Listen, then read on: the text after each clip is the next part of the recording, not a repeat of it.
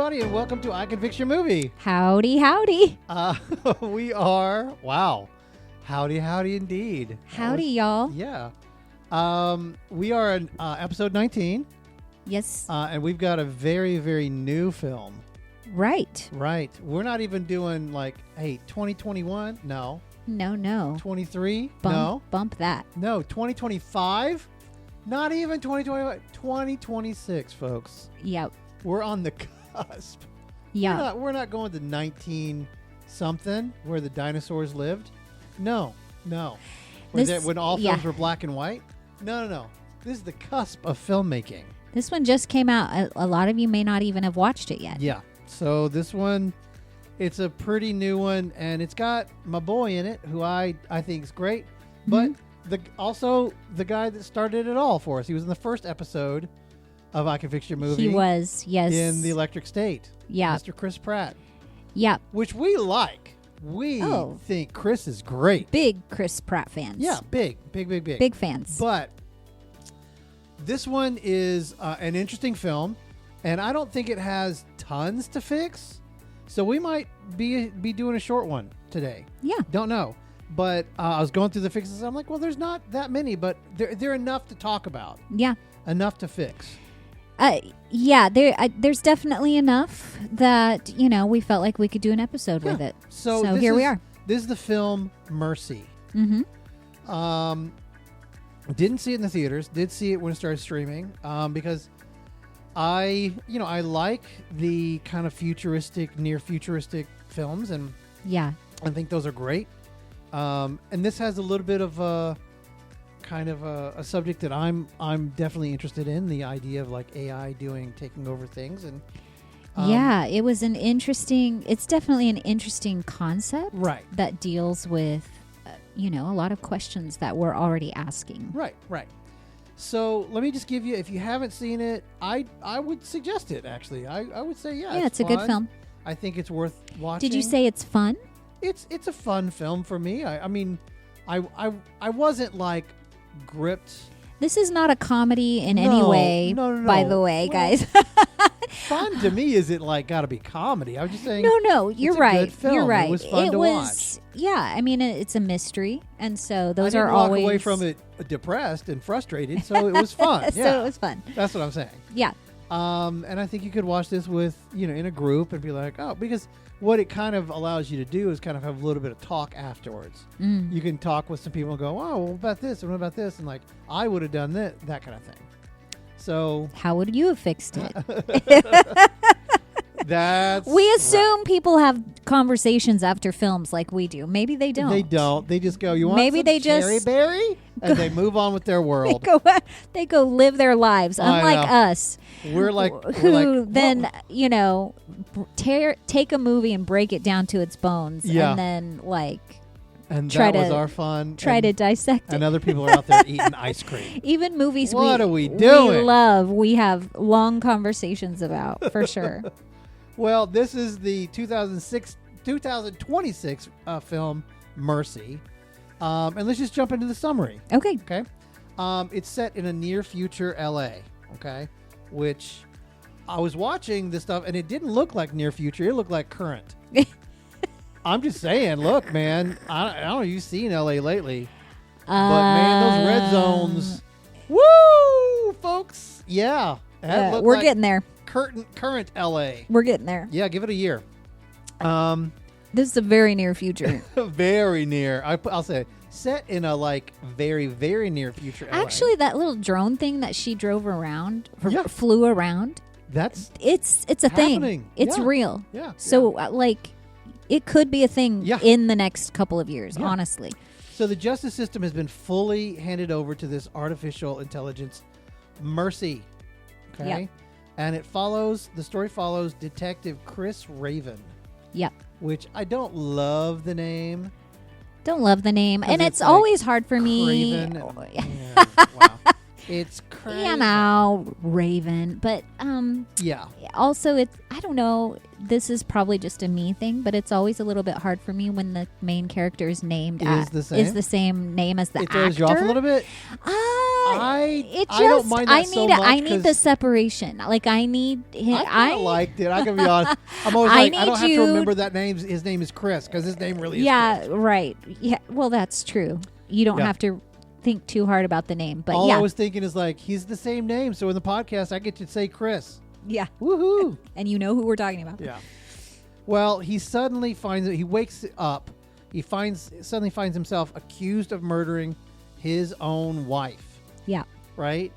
And instead of the traditional trial system that we know, like he's strapped to this high-tech courtroom chair and the AI system Mercy, which is embodied in the Judge Maddox. Right. Right. Judge Maddox. And that's Rebecca Ferguson. She's fantastic. Oh, gosh. So good. Are you just like swooning about how awesome an actress she is? Is that what you're thinking through it? Yeah. She is. I see her, and every time I see her, I'm like, they shouldn't have killed her. Oh, in Mission Impossible. It just makes me so infuriated. I know. I understand. And we covered that, and you're going to have to let it go. Yeah. And release. I can never let it go. All right. Anyway, Chris, our boy Chris, he's only got 90 minutes to prove his innocence, or he'll be executed. In the chair that he's currently strapped to. Yeah. As the film unfolds, it's in real time, which I'll talk about in a second, but you see the counter and it's counting down, right? Yeah. And Chris has to dig through all this evidence, which she freely offers. She freely offers because it's all connected to the cloud, surveillance feeds, people's phones, anything. Everything, and any camera. Uncover anything that actually happened. Yeah. And the clock ticks down. The story explores the themes of the idea of, trust in technology, right? Versus human judgment. Right. And being judged by, your peers.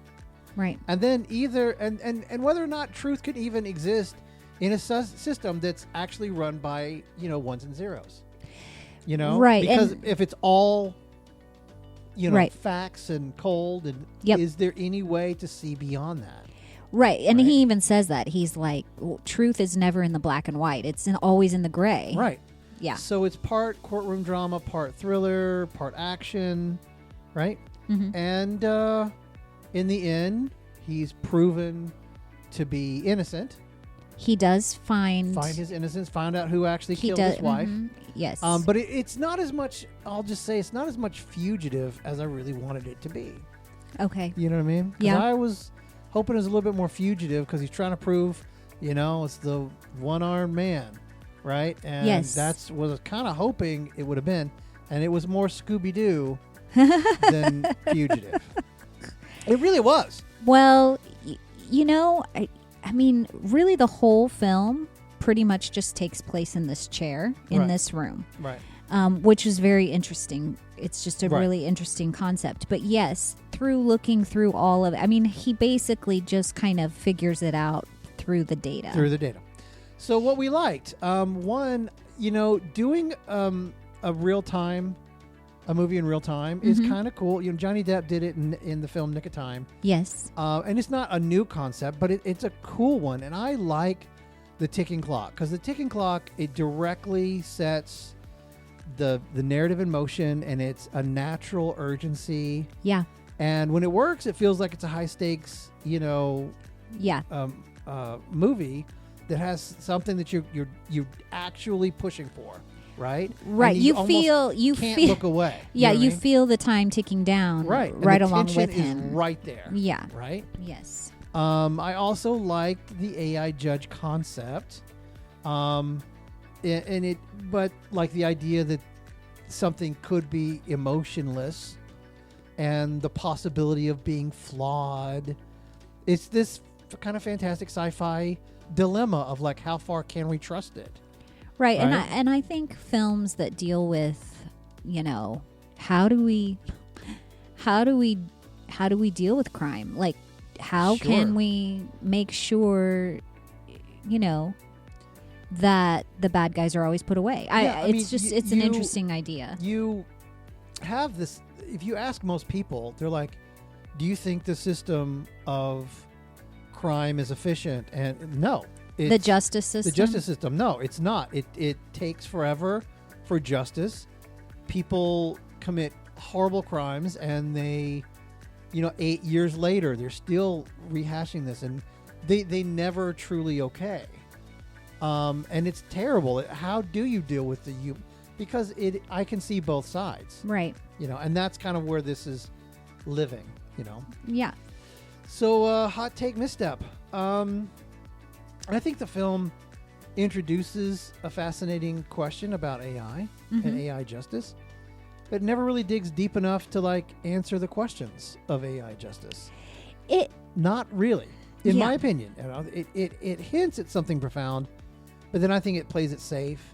Yeah. It's kind of talked about judging. For example, it's talking about judging these micro emotions, on the face, and see if he's they never did that. No. Reading the heart rate, never did any of it. No. Never explored how the AI justice, because why didn't it catch the killer when they called and she's like, wait a minute, something's up with that guy. What? Right. If that was the case, it could have done that, and it didn't. Right. So, as we go through the film, we realize things were missed in an earlier case, but whatever.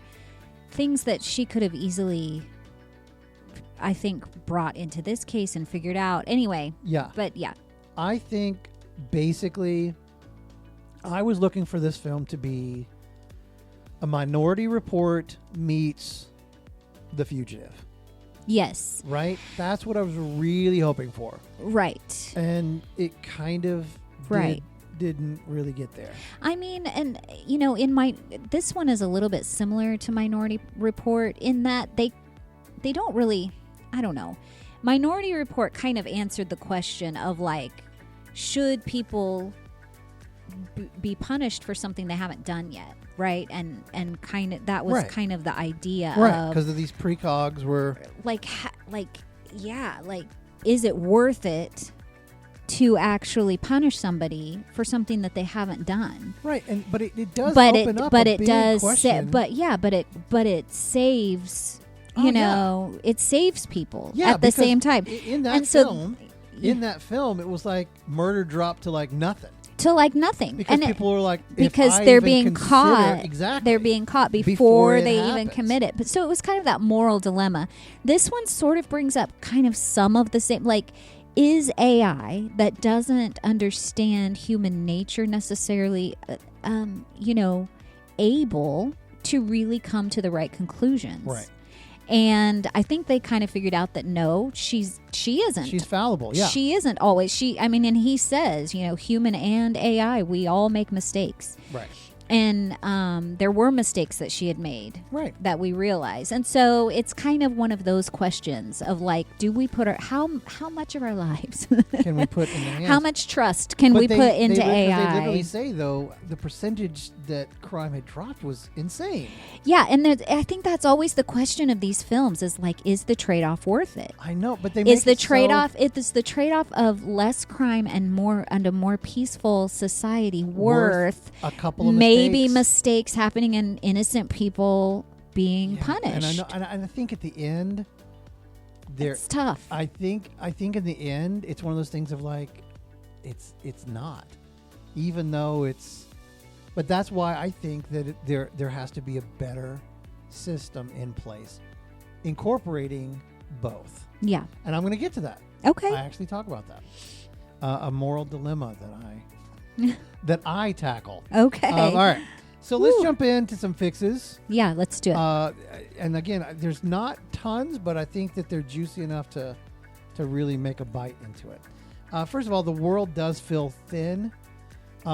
It's kind of, Chris Raven, he is one of the guys that built this AI system, Mercy. Yeah, he helped. He's a cop. He was a big advocate for it. And it was designed to remove human biases and deliver a perfect verdict quickly. Yeah. Right? Forget all this. Yeah. Because there's no jury. There's no defendants. There's no prosecutor. Right. It's literally just a judge. So it's actually kind of like Judge Dredd. Yes. It's got a Judge Dredd element to it. Yeah. Where it's you did this thing. Here's some judgment. Yeah. I am the judge. Right. Yep.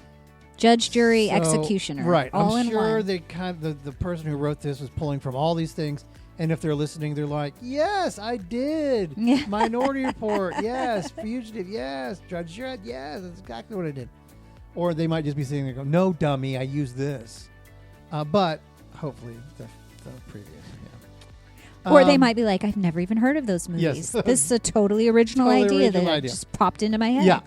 So the accused is basically strapped into this fully automated courtroom, but like into a kind of what's supposed to be more like an electric chair. Yes. Basically, it's trying to get you to think that way. So there's no jury, no delay, just 90 minutes, prove your innocence, and boom, AI judge says yes or no, and going on with the world. Yeah. And we're told this AI system runs everything, but we don't really feel it. Okay, so here's my thing. For a fix, we show the world before it breaks. And here's what I mean. Before the world breaks? Before this system, is shown to be fallible. Okay. Right? Mm-hmm. You open with kind of maybe a little montage, which, how I love my montages. But it's a man that's being sentenced by AI, and he's pleading his case. And then there's a protest outside that's like, humans deserve human justice. Right. Right. Okay. Then is it Detective Raven? I think he's a detective, right? Or captain or colonel or he was trying to become a lieutenant. Okay. So officer, say officer. Officer Raven. Officer Raven. Okay. He's on this talk show defending the system. Yeah. Right? So what this does is when he's put on trial, we understand that the system's already controversial. Yeah. Right? And he helped create the monster that he's now fighting. Yes. Right? So it's a little bit of Frankenstein and Frankenstein's monster here. Right. Right. So, but he's already been so in favor of it.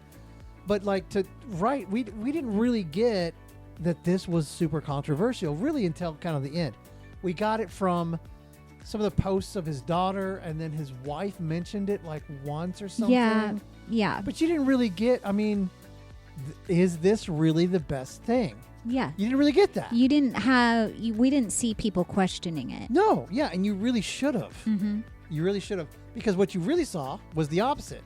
Oh, my mom said this, and I saw that, so you're guilty for sure. Right? Yeah, everybody had kind of fallen into this opinion of, that's what it is, it should have, that's this it. AI system can't be wrong. Right. And that doesn't... so if but she hadn't delivered a verdict on him yet. So that mentality was kind of interesting too. But yes, it did feel like everybody who knew about the system was they were like, for it. If it's... And convinced that it was infallible. Right. If you're in the mercy system, you're 100%. That's going to happen. Right. Right. So, next issue. Basically, there was no chance for the average Joe. No. And here's what I mean by that, right? Yeah. This guy was a cop, and he knew how to freaking, work a crime scene. Yes. And he knew who to ask for it, and he knew his buddies, and he was like, hey, man, and hey, my former, partner, hey, look at this. Hey, let's work the scene. Right. How is your average Joe going to be like, let me call my garbage man that I work with. Yeah. Ask if he knows anything. Have you watched Bones enough? Have you watched CSI Las Vegas enough? Like what? Right. How are you? How's the average person going to defend themselves in the mercy system? And so that's one of the things that we see through this process of the trial is that she can offer anything but you have to ask for it. Yeah, you got to know what to ask for. She doesn't. She's not like, you sit tight. I'm going to analyze every part of your life and everything that's happened, and I'm going to figure this out. She's not the detective. Yeah, you've got to. You have to provide all of the evidence for your innocence by working the crime. And you think, as the first person that they got was this dude that looked like he was a homeless person. He was kind of strung out, What's he going to say for 90 minutes? look at the butterflies in my brain. Yeah. What if somebody's going through withdrawal while they're sitting in the seat? They're not going to be. How are you gonna know? They're not. How are you gonna? The average dude is gonna be like, well, I guess I'm cooked. Because show me the crime scene. Here it is. Okay, well, golly gee.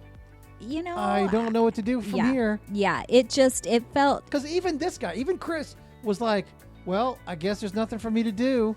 He gave up. Yeah, that was his job. At one point, he was like, well, maybe I did do it.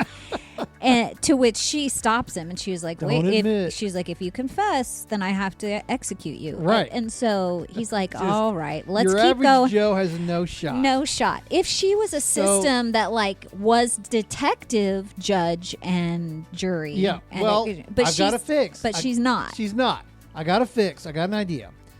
Have a defender. Okay. An AI defender. Another character. Okay. In the room. Huh. Still AI, but somebody in the room. While the judge is cold and impartial, the defender wants to see them set free, wants to advocate for them. So they're going like, hey, what about this? Like, maybe we could try this. Right. What do you think about... And they're bouncing stuff off of them. Okay. And they're working it with him. Yeah, I love that. And she does that kind of a little bit. But she shouldn't have. Right. She was the judge. I'm in the impartial. But this program, okay, so it's kind of like, this is going to totally talk about a sidetrack. But when they sent rovers to Mars. Yeah. Okay, there's one rover that was like, oh, I'm going to stay safe and I'm not going to. There's another one, risky rover. Right. I'm going to try this thing and if I fall, this one's a safe one. Right. Well, that's kind of the same thing here, right? Yeah. The judge is, look, I'm this thing. Well, this programming is meant to be personal and meant to be almost human-like. See their point of view and advocate for them. Right. Tell them what evidence to look for. Right. Tell them, hey, why don't we try this? Why don't we look at this cell phone? Why don't we look at the... really cool. Yeah, that would have been very cool. All right, and we're already Act 2. Boom, just like that. Problem here, too static. Overall, it's just a guy in a chair. Yeah, a lot of it. A lot of it is. Most of the movie is just Chris talking to a screen, which I understand, but there is a fix. Okay. There is a fix. I think it's a natural, normal fix. Turn the room into this weaponized environment, okay? He should have never been in the chair, okay? But he's in the room. He's in the room. Let him walk around. It's a full AI-controlled space. He walks and he can feel the wind. It's like Ready Player One. Yep. The room. Well, and there are times, even in this, when she kind of creates the environment around him and all of the walls become like the environment around him. Exactly. If that had just happened the whole time. The walls become the screens showing conflicting evidence. Yes. Lighting shifts based on truth, that is a perfect fix. Right? The room physically tightens as he's running out of time even. Are you just... Why didn't they do that? I don't know, because they didn't call me. All right, AI. The whole room should have been the environment. That's right. The AI recreates the crime scene around him in holographic form. Chris has to walk through his own alleged crime scene, which even hurts even more. Now the movie is like visually dynamic and psychological. And Love it. Could it. have been so good. So good. Right. Yep. Yep. Yep. Because I know that they're trying to get him in the chair, make him feel like he's trapped, but the room needs to give... Okay, so the room, if it makes him feel very open and free, but we know every time it cuts out, he's back in that little room. Yeah. We're like, oh, man. It's like in the Batman films where you see the open prison, right? The prisoners are in the big well, basically. And you can see the sky. And you can see the sky that gives them hope. That's the kind of thing. This every time he leaves this, he has this outside feel, but then he's like right back to... back in the room. I'm back in the room. That would have been so good. So good. Okay, next. Truthfully, the mystery isn't that clever.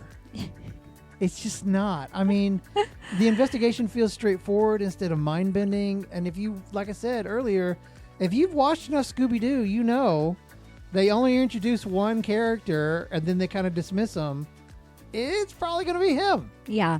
Most people are going to watch this and go, well, it's not Chris is the killer, clearly.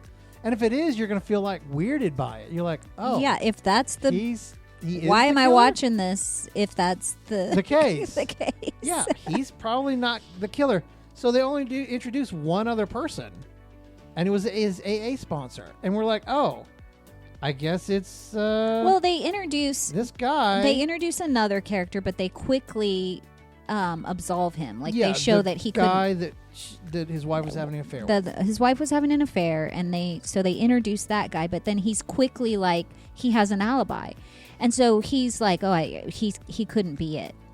Well, and I'll just say too, like, all right, there was something that did kind of take me out of the movie a little bit, and I know that they did that because he had an affair, but I really hated that she had an affair. I did too. I hated that. I was like, so this guy who his partner was killed, Yeah. he starts drinking, and then they got him help, and then he slips off the wagon again, and he's drinking again, and he's having a terrible time. Right. And she's like, well, I'm going to have an affair on him and get a divorce. I'm like, oh, man. Well, I mean, he's no saint. He loses his temper. He's angry. But before he lost his partner, he was everything. Right. The best dude. Yeah. I was like, oh, man. I don't know. I'm always like, when people do that, I'm like, you got to go. Like, you got to work harder, kid. You got to. Yeah. I was really taken out. It was rough. If they just shown her, like, getting attention, but the guy was like, nothing ever happened, I would have liked her more, and I wouldn't have been so like, well, somebody got stabbed. Oh, maybe I don't care so much. Like, I was like, oh, man. I was just kind of like, I was a little taken out by what she did, but I was like, I don't want anybody to die, but still, I just wish that wasn't one of the full points. Yeah. That you could have had the same effect of like, nothing ever happened, but like I was showing her attention. Yeah, I don't think it had to be a plot point. They were just trying to show that there was motive. I know. I'm just anyway. Side point doesn't. But really they matter. introduced him, and then he was quickly dismissed. Well, he was quickly like absolved. Yeah, like, he had an alibi. He couldn't have been it. And really, it's the AA sponsor was the only guy that could have done it. So it was only Chris. Like, all evidence led to Chris, and there was the only other guy that he called that was in their lives. Yeah, was this guy that the AI could have like examined his expressions and blah blah blah and realized, wait, he was hiding something. Let's explore him more. But no, it's only phone records and video. Yes. From cameras. So here's the fix. Introduce other suspects. Nicole's boss could have been behind this crime. You met him. You talked to him. Thought something shady was going on with him. Right. You could have been thinking it was this big corporate espionage for this. Maybe a corrupt politician that was feeding these slums because he creates a problem in LA that he says he's going to fix. And the people vote him in to keep him in power, but really he's feeding the problem, right? Right. Could have all kinds of things could have been happening. Yeah. Right? Yeah. And so that's the thing. You introduce other possible suspects. That's the fix. Right. Because there's really only one person it could have been. That's it. And again, so it was kind of easy to figure out. Look, you watch Scooby-Doo, you know who the killer is. Yeah. Right? Just pull up in the mask and go, oh, it's Mr. Withers. I mean, the reason wasn't super clear until the end. Just because he was kind of embezzling chemicals. Yeah. But, you think, oh, well, he's just doing it to become rich or whatever. And then it ends up being because a totally different reason. Yeah, because he wants to blow up the system. Right. He wants to blow up Mercy. He wants to blow up the actual AI judgment system. So what actually happens, if you haven't seen it, this is going to be the spoilers of it. The AA sponsor, his brother was the guy that was judged by this AI system in the very first case that set the precedent for all of this. And this guy was saying that his brother was innocent, that he couldn't have committed this murder. And so he wanted to blow up the whole system, including Chris, Yeah. and frame him because he was the one that did That was such a big advocate Right. for. So that's why he got close to Chris, being a sponsor for over a year, setting up this right. plan. So the motive was a bit of a twist, but Yeah, but who it was. we knew it was this Yeah. guy. Right. Like it had to be. Exactly. Next issue. The AI cannot waver. Okay. Chris is asking the AI constantly to see things from his point of view. And early on, she's like, no, I only see the facts. Yeah. Right. Yeah. And That's then- not part of my programming. But then starts making jokes. Right. And I'm like, wait, what? Even yeah. there's this this guy is headed to City Hall or the AI building, wherever Mercy was, with this huge bomb, because that was his ultimate end game. He built this huge bomb with all these chemicals that he was kind of scamming. Right. And he's going to He's blow it gonna up. Blow it up, right? Yeah. Which would have done nothing because the AI lives in the cloud. It's not necessarily a physical, Right. And I mean, the bomb was so big, it would have wiped out the entire city, basically. Yeah, it would have so wiped that up a it just lot of makes people, no yes. sense. It But doesn't make any sense yet. The AI would have continued in the cloud, but whatever. But that was and even if it was just like a statement of going, here's what I'm going to do, people are going to take notice now, right. then maybe that was the goal. And I'll buy that. That's fine. But kind of, this whole thing of the AI was kind of wavering. But the thing is, the bomb was headed to go in, and the police are like, look, I'm going to send this bomb underneath this big semi-truck and blow it up. And Chris is saying, don't do that, because this guy had kidnapped his daughter. Yeah. And she was in the truck. She's like, please don't do it. And she's like, that's the only thing. I have to do it so it won't kill thousands and thousands of people. And he's like, please, it's my daughter. And then she doesn't. She doesn't blow up the thing.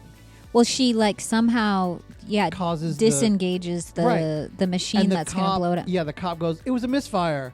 And then Chris is like, to the judge, did you do that? Never's answered. But we know, of course. Well, and there's a certain moment when she's like, what's a hunch? And he's like, I'm going with my gut or whatever. And then later he says something like, what does your gut tell you? And she starts glitching like Max Headroom. Like- all of a sudden she's like, my gut I tells can't me Coca-Cola is yummy. It's very obvious that they were trying to show that she was gaining a conscience and somehow evolving to think beyond just the facts. But it was Right.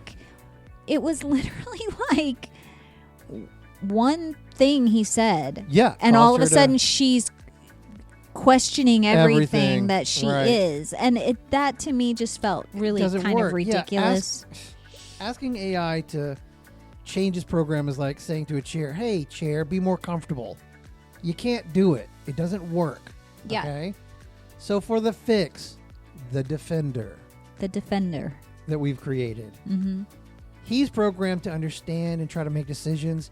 He finds a way to work around and find solutions. That's it. Yeah. That's it.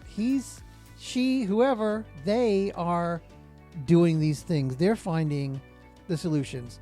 They've disarmed that little bomb thing, Right. right? Because they see the human aspect of it. Okay. Right. Yeah. That's it. It's simple. Yeah. Simple Just fix. adding that other Fix AI. so much issues. Uh-huh. Right. Yep. All right. Act 3. See, I told you it was quick, man. It's cruising along. And there's just one. I just have one thing. The ending really plays it safe. Super safe. Yeah. The ending doesn't really land a thematic punch really at all. It just, the guy who we thought was the killer is the killer. They shoot him. They arrest him. They have they try to throw a twist in there at the end because his partner, who was super unhelpful in my opinion throughout the entire film, we go, right. I literally was like, What's her problem? what's her problem? She's acting like an idiot and a jerk because she kept going, I don't want to help my partner. Well, it turns out that she had hid evidence in the first thing. Yeah. Because she was a zealot for this program.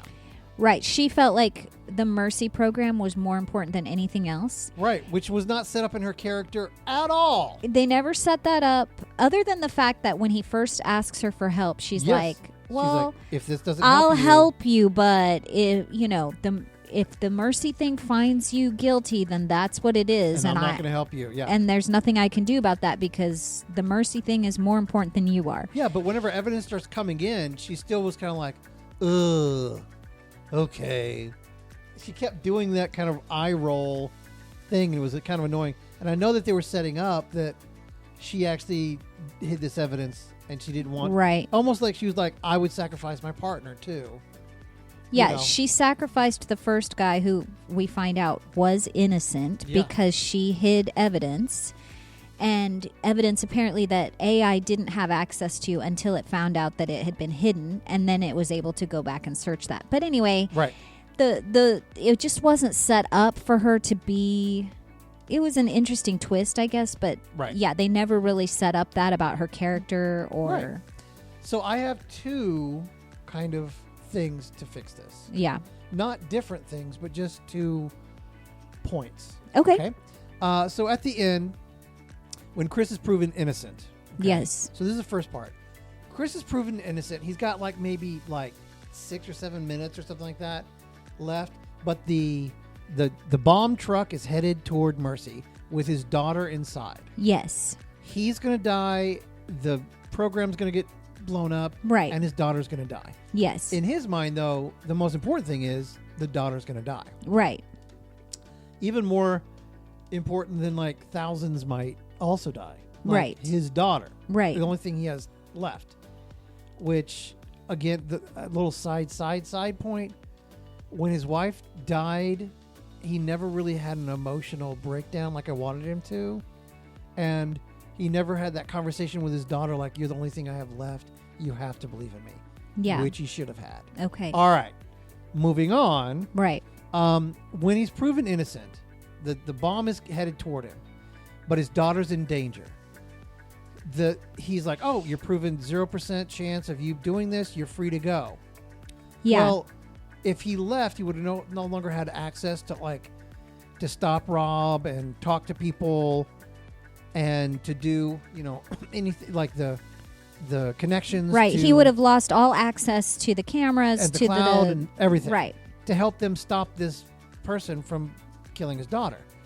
So he says, the only way for me to keep access is to admit my guilt. And he says... He doesn't actually say He doesn't that. actually do that. You're saying he As should a have. fix, he says, I'm guilty. And she's like, but you're not. He's like, if I admit my guilt, I get access to all this stuff. That's true. And then I just wait out my time. Yes. And I'll have access for that time. And I'll take that time, admit my guilt. Even if I burn, I'm going to save my daughter. Okay. And we're like, oh, man, what a sacrifice. Yeah. He's proven himself innocent, but now to keep his daughter safe, he's going to take... And she's like, do you understand that I can't pull the plug if you do that? That's it. Right. Even though if you've proven yourself 100% innocent, if you admit guilt, I have no choice. He's like, do it. I'll Right. keep the access, die, but at least I'll save her. Right.